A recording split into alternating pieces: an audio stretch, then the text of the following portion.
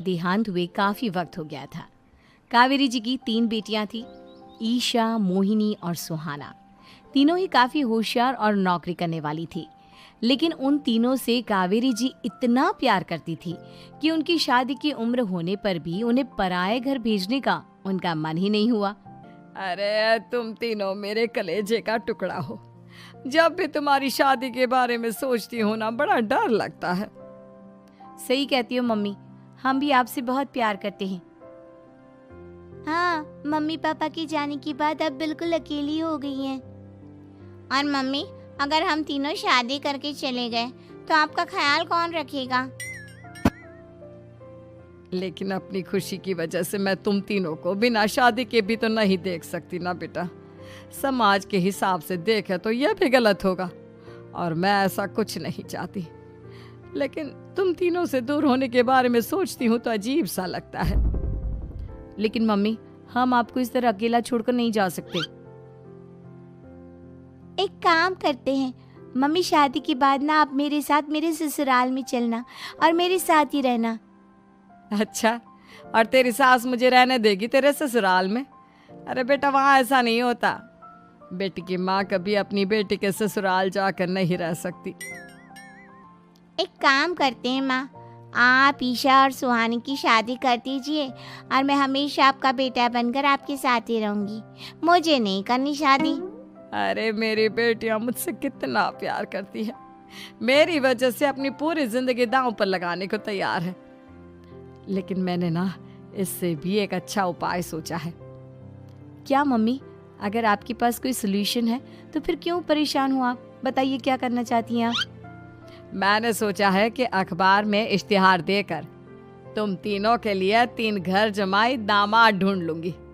वैसे भी नौकरी तो तुम तीनों अच्छे से कर लेती हो, कमा भी अच्छा खासा लेती हो। कोई भी लड़का तैयार हो जाएगा तुमसे शादी करने के लिए। अरे मम्मी, ये हुई ना बात। इससे हमें आपसे दूर भी नहीं जाना पड़ेगा और आपको अकेला भी नहीं रहना पड़ेगा।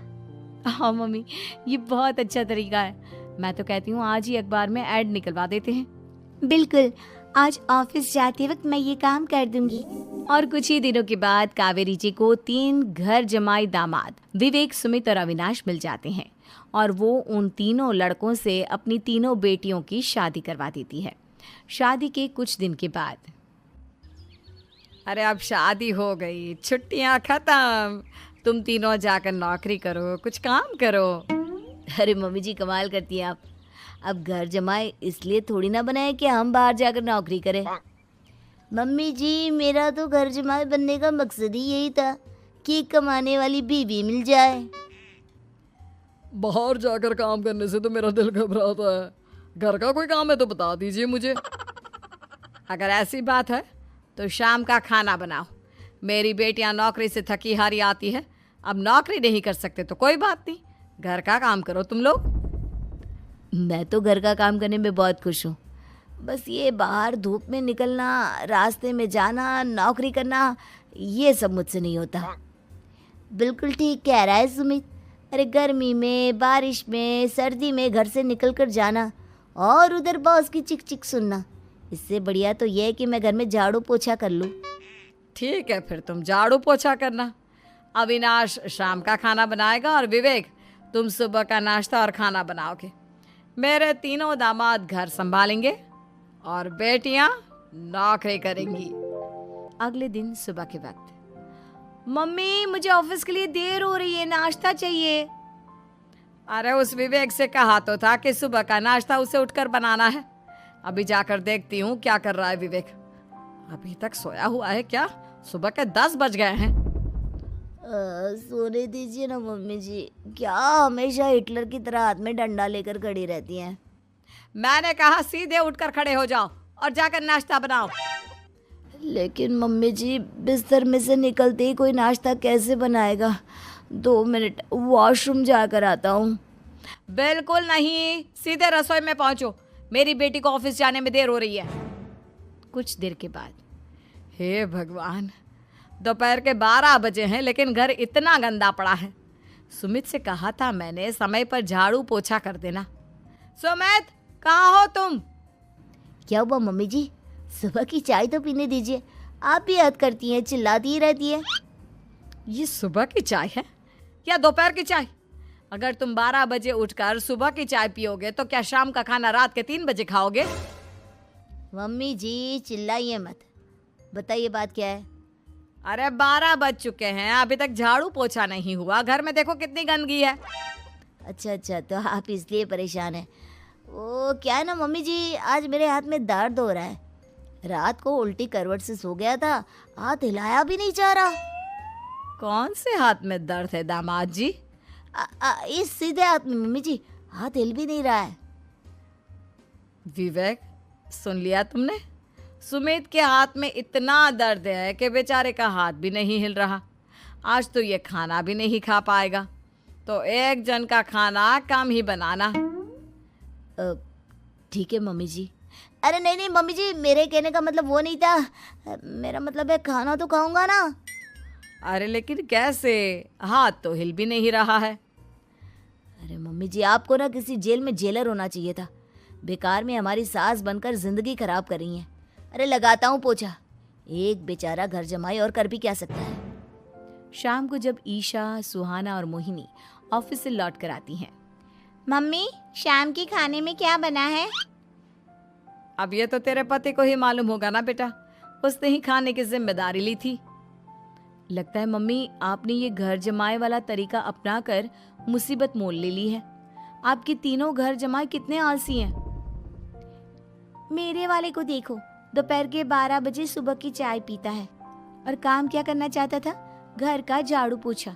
मम्मी बता रही थी कि आज उसने घर का झाड़ू पोछा शाम के 5 बजे किया था। अब क्या बताऊं बेटा, सुबह से हाथ दर्द का बहाना करके बैठ गया था। कहता है हाथ में बहुत दर्द हो रहा है, हिला भी नहीं जा रहा।